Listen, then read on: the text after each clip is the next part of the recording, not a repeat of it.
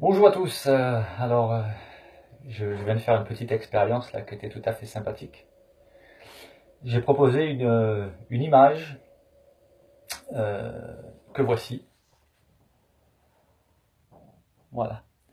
Donc il s'agissait de deviner, donc le café est versé ici, il s'agissait de deviner quelle serait la tasse qui serait remplie en premier. Alors beaucoup ont affirmé que ça serait celle-ci, la 4. Ils ont vu l'ouverture là. Beaucoup ont affirmé que ça serait la 9. Certains ont affirmé que c'était la 7. Et très peu ont affirmé que c'était la 5. En fait, le but de cette énigme, c'est pour aiguiser le sens de l'observation, c'était de mettre en évidence à quel point on peut se tromper. Voilà. Parce qu'en fait, il y en a certains qui s'arrêtent ici, ça leur paraît évident que c'est la 4 qui est remplie en premier, parce qu'ils se disent, le café coule ici, il va là, il descend là, il va là, il vient là. Mais ils n'ont pas vu le petit détail.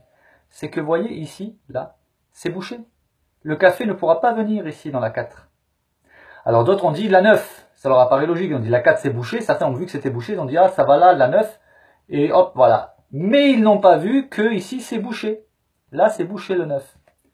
D'autres se sont dit ouais là c'est bouché, etc. Ils ont vu le circuit ici, et ils ont pensé que ça serait, comme ici c'est plus haut, ils ont dit tiens ça va couler là, ça va aller là dans la 7, parce que là c'est ouvert.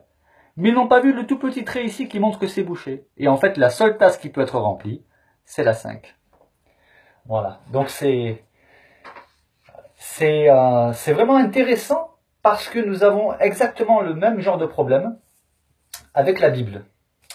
Vous avez des personnes qui lisent la Bible et elles sont persuadées, elles n'en démordent pas, elles ont compris. Elles disent c'est écrit noir sur blanc. Mais voyez-vous, pour trouver la solution de cette image que j'ai montrée avant, il a fallu que certaines personnes dépassent leur manière de raisonner.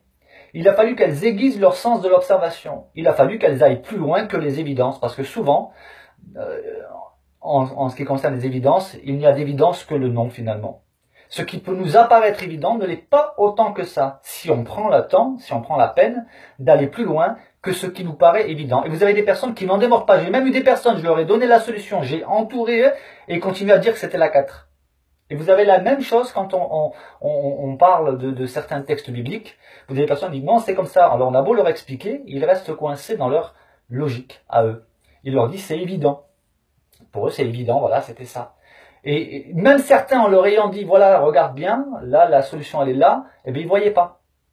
Donc voilà, j'ai trouvé que c'était très intéressant parce que cela nous encourage à être humbles devant la Bible, parce que moi je parle de la Bible, je ramène tout à la Bible, je ramène tout à Dieu, parce que c'est ma raison de vivre, c'est ma raison d'être, voilà.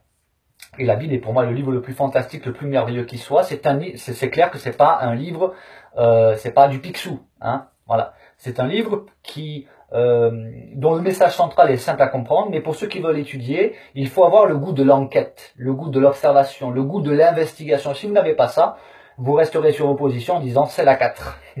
En disant, comme là, voilà, de quelle tasse sera remplie en premier, ben là, ils vont dire c'est la 4. Oui, mais c'est bouché là. Non, non, c'est la 4. Oui, mais je t'explique que non, non, c'est la 4. Et ils continuent comme ça. Voilà. Et il y en a d'autres qui vont aller un peu plus loin, mais ils vont vous dire, oh ouais, moi je suis pas tombé dans le piège, c'est la 9. Parce qu'ils ont réfléchi, sont allés là, mais ils sont pas allés plus loin, ils n'ont pas vu le petit détail qui montre que ça peut pas être la 9. Vous voyez? Eh bien, avec la Bible, c'est pareil. Vous avez des personnes, ils vont vous sortir des textes, ils le comprennent au travers du filtre de leur compréhension à eux, mais ils n'iront pas beaucoup plus loin. Voilà.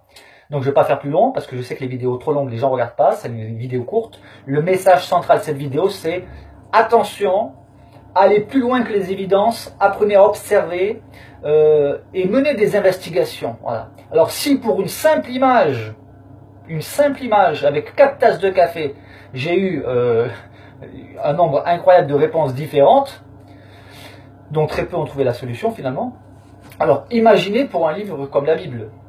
Vous voyez? Donc avec quelle humilité nous devons l'aborder.